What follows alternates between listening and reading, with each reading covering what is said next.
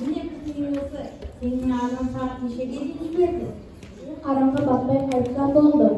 Қарашы, менде мынандай ойыншықтар бар. Мәссаған, неге ауаға алып шықпайсың ойнауға? Ой, әжем ұрсады. Соң қыласын, шам қыласын, бұның бәрі ақшаға келген дүние дейді.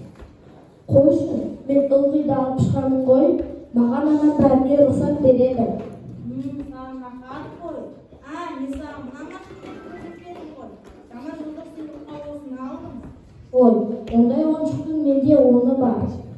Мұрат, ойлашы, ертеңгі өтемін. Сабақты жақсы бітіріп оқуға өтемін. Сол кезде мен бар ғой, бұл орау осында Ламборгини деген машинаны сатып аламын. Ой, оны қайтесің? Одан да келін вагин алмайсың ба? Дәу джипке мініп жарысамыз. Ой, мен сені бәрімді өтіп кетемін.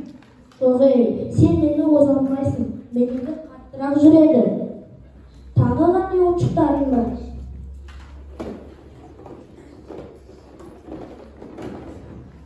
Мұхтар, сен не, қуыршақпен ойнайтын қызсың ба? Жоқ ей, бұл менің қарындасымның қуыршағы ғой. Айман, мә, ал өз ойыншықтарыңды өз бөлмеңе жинап жүрмейсің ба? Неге лақтырасың? Сындырасың ғой аға. Мына жерді шашып тастағандарың не? Бүгін ғана жинап қойдың. Я, мынандай жинайсың. Мұрат, жүр, екеуміз одан шығып сурет салып ойнайық.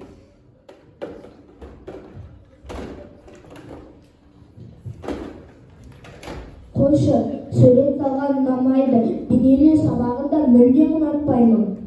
Неге мен кез келген суретті жақсы саламын, бірақ мен өскенде суретші болмайтын шығармын. Қызық емес мамандық сияқты. Маған анам дәрігер боласың дейді. Бірақ та менің боксер болғым келеді. Мен бүгін мұғалім боламын. Балалар, бүгін барлықтарын қайта беріңдер. Үй жұмысынан да ешқандай тапсырма жоқ. Мен осындай мұғалім болсам, менен жақсы ағай шықпайтын шығар, иә.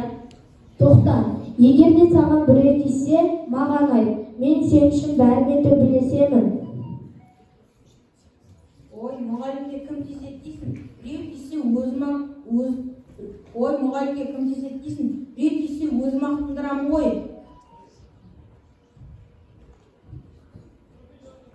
Сен мұғалім болсаң, мен сенің бастығың боламын. Мұхтар мырза, мен сіздің жалақыңызды өсіремін. Ей, тоқта, тиіспе әжемнің көзілдірігіне. Не істедің? Неге алдың бұл әжемнің көзілдірігін? Кешірші Мұхтар, мен сынып қаларын білмедім. Қазір әжеңе өзін түсіндіріп, бір ұрыс естіп, содан кейін мүлдем кетмей кетемін. Қорықпа, әжеңе бірге айтамыз. Балам, менің көзілдірігімді көрмедің бе? Газет оқиын десем, көзімнің көрмей тұрғаны, көзім бұлдырап тұр. Әже, мәселе былай болып қой. Біз жаңа бұрын екеуміз бөлмемізде ойнап отырғанбыз. Сол кезде бөлмені шашпаңдар дегенге біз өскендер кім болатынымызды айтып көрсетіп отырғанбыз. Сол сәтте мен Мұхтардың мұғалім болатынын айтып отырғанмын. Кешірші әже, көзілдірікті мен сындырып алдым. Мен тек мұғалім болатынымды қиялдап отырғанмын. Айналып кетейін, мұғалім болам деген талабыңа нұр жаусын. Өзім де көзілдірігімді ауыстырғалы жүредім, әдістің бір қайыры бар демекші, жарайды ештеңе етпейді. Бұл сендерге сабақ, маған да сабақ болды. Ендігі жолы әшек саттармен ойнамайсыңдар. Күн жақсы, күн ауа райы тамаша болып тұр. Барып далаға барып ойнаңдар. Рахмет әже. Мұрат, жүр, екеуміз шынымен де далаға шығып ойнап келейік.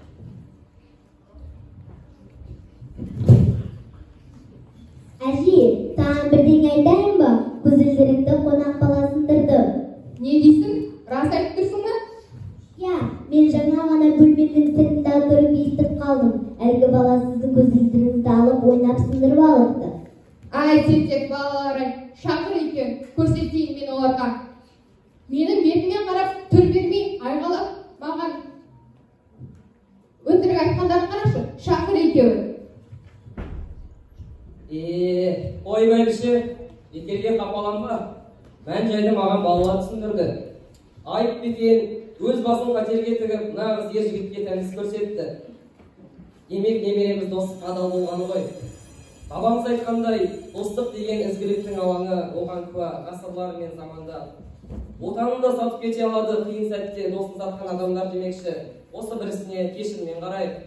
Ал көз ілдіртін болса жаңада дала саламыз ғой. Сол әдем, сендікі де дұрыс шығар. Жүріңдер, дастархан басына барып, бесін шайын ішейік.